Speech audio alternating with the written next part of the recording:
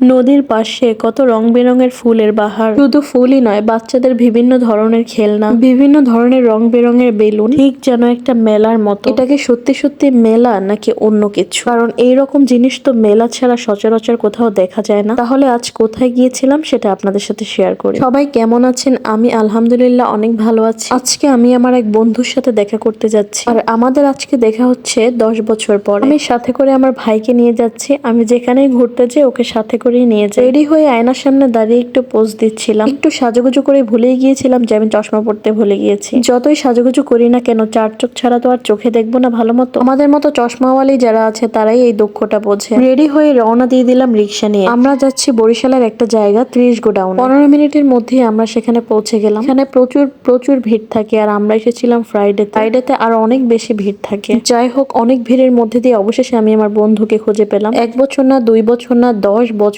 পরে তার সাথে দেখা। গল্প করতে করতে আমরা হাঁটছিলাম নদীর পাশ দিয়ে। হঠাৎ করে চোখ পড়লো আমার আলোর দিকে। আলো দেখলেই আমার মাথা ঠিক থাকে না, কারণ আলো জাতীয় সব খাবার আমার অনেক পছন্দ। 30 গোডাউনের এই খাবারটা অনেক বেশি জনপ্রিয়, আর এটাকে বলা হয় পটেটো টর্নেডো। তোরে কিন্তু আমি উড়াইতেছি দে এটা নে কাঁচা খা তোর তোর তোর ভাই, পড়লে কিন্তু জরিমানা। তোর তোর তোর তোর আর দুজন ভাই একটু তিনটে ভাইজা দেন তো।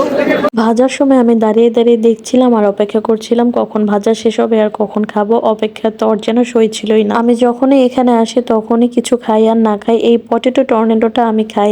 এখানে আশেপাশে প্রচুর স্ট্রিট ফুড পাওয়া যায়। এগুলো খেতে অনেক মানুষের ভিড় থাকে সব সময়, আর আমারও স্ট্রিট ফুড অনেক বেশি পছন্দ। রেস্টুরেন্টে খাওয়ার থেকে রাস্তার পাশে বসে খেতেই আমার অনেক বেশি ভালো লাগে। অবশেষে খাচ্ছি আমার পছন্দের আলু ভাজা। খাওয়া শেষ করে আবারও সামনের দিকে হাঁটছিলাম। আমাদের পাশেই রয়েছে নদী, আর নদীর পাশে বলে এখানে প্রচুর বাতাস। এইরকম একটা সুন্দর পরিবেশে নদীর পাশ দিয়ে হাঁটতে কার না ভালো লাগে। আর একটু সামনে গেলেই আছে বশির মামার সিঙ্গারা। বশির মামার এই সিঙ্গারাটা এখানে খুবই বিখ্যাত। একদম ছোট ছোট পিচ্চি পিচ্চি সিঙ্গারা, যার দাম মাত্র 3 টাকা করে। ছোট ছোট সিঙ্গারাগুলো বোম্বাই মরিচ দিয়ে বানানো হয়। সিঙ্গারাগুলো ছোট হলেও খেতে অনেক মজা আর অনেক ক্রিস্পি। এগুলোতে প্রচুর পরিমাণে ঝাল, তাই সাথে নিয়ে নিচ্ছি ঠান্ডা ঠান্ডা ড্রিঙ্ক, কারণ ড্রিঙ্কস ছাড়া খেতে বসলে ঝালে নাক চোখ দিয়ে পানি বের হয়ে যাবে। আমরা নদীর পাড়ে বসে সিঙ্গারা খাচ্ছিলাম আর সেই একটা ফিল নিচ্ছিলাম। নদী, বাতাস আর ঝাল ঝাল সিঙ্গারা। এই সিঙ্গারা খাওয়ার জন্য অনেক দূর দূরান্ত থেকে মানুষ আসে। আমার কাছে অনেক বেশি ঝাল লাগলেও অনেকের কাছে এই ঝালটা অনেক স্বাভাবিক, কারণ আমি খুব একটা ঝাল খেতে পারি না, কিন্তু অনেকেই অনেক বেশি ঝাল পছন্দ করে। এই কারণে ওনারাও বাধ্য হয়ে ঝাল বেশি দেয়। সিঙ্গারা খাওয়া শেষ করে আবারও সামনের দিকে হাঁটছিলাম। এখানের স্ট্রিট খাবারগুলো সব চেয়ারগুলো নদীর পাশে দেয়া থাকে, আর সবাই নদীর পাশে বসে খাবারের সাথে সাথে বাতাসও খায়। হাঁটতে হাঁটতে দেখলাম যে চোখের সামনে কতগুলো বাদাম পড়লো, আর এটা কি বাদাম জানি না। বাদামওয়ালা মামা এটাকে খুলে দেখাচ্ছিল। এই বাদামটা আমি আমার জীবনে প্রথম দেখলাম। এই যে ভিতরে ছোট ছোট কালো বীজগুলো,